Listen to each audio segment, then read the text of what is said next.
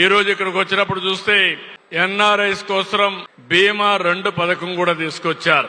దీని ద్వారా విదేశాల్లో ఉండే 18 సంవత్సరాల నుంచి 60 సంవత్సరాలకు వయసున్న ఎన్ఆర్ఐస్ అందరికీ ఉద్యోగులు, కార్మికులు, విద్యార్థులకు అందరికి కూడా అతి తక్కువ ప్రీమియంతో బీమా ఒకటి తీసుకొచ్చారు. ఉద్యోగులు, కార్మికులు 3 సంవత్సరాలకు గాను 590 రూపాయలు, విద్యార్థులైతే 218 రూపాయలు కడితే new India insurance company limited ద్వారా బీమా వస్తుంది. మరణం జరిగిన, శాశ్వతంగా వికలాంగులైన 10 లక్షల రూపాయలు బీమా కల్పించే ఏర్పాటు చేశారు. చిన్న దెబ్బలు తగిలితే 1 లక్ష రూపాయలు ఇస్తున్నారు. దీనికి మీ అందరి తరపున ఎన్ఆర్టీని మనస్ఫూర్తిగా అభినందిస్తున్నానని చెప్పి కూడా నేను మీకు తెలియజేస్తున్నా.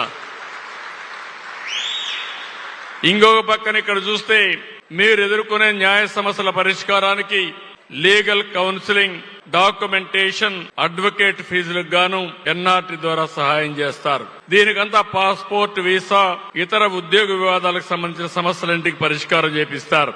మీ అందరికీ భద్రత కల్పించడానికి ముందుకు పోతున్నారు. ఇంకో పక్క మహిళలకు కూడా ప్రత్యేకమైన భద్రత కల్పించడం కోసం ప్రసూతి ఖర్చుల కింద 35,000, ఒకవేళ సిజేరియన్ ఆపరేషన్ చేసుకుంటే 50,000 రూపాయలు ఆర్థిక సహాయం చేస్తున్నారు. నేను ఒకటే మిమ్మల్ని కోరుతున్నా, విధి లేని పరిస్థితి ఉంటే తప్ప సిజేరియన్ ఆపరేషన్ పోవద్దండి. నేచురల్ ప్రసూతి ఉండాలి తప్ప, డెలివరీ ఉండాలి తప్ప, ఈజీ అని సిజేరియన్ పోతే హాస్పిటల్ వాళ్ళందరూ కూడా ప్రోత్సహిస్తున్నారు వాళ్ళ డబ్బుల కోసం.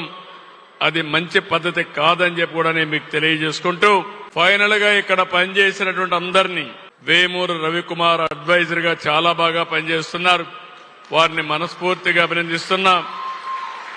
రాధాకృష్ణ రవి హెడ్ కింద middle east forest region AP NRT సొసైటీకి పనిచేస్తున్నారు. ఇక్కడ గల్ఫ్ లో గాని, దుబాయ్ లో గాని మార్నింగ్ కలిశాను. చాలా డెడికేట్ తో పనిచేస్తున్నారు. And the Honorable Chief Minister will only leave the place after he gives the pictures to all of you. So I request all of you to not to rush and please be seated.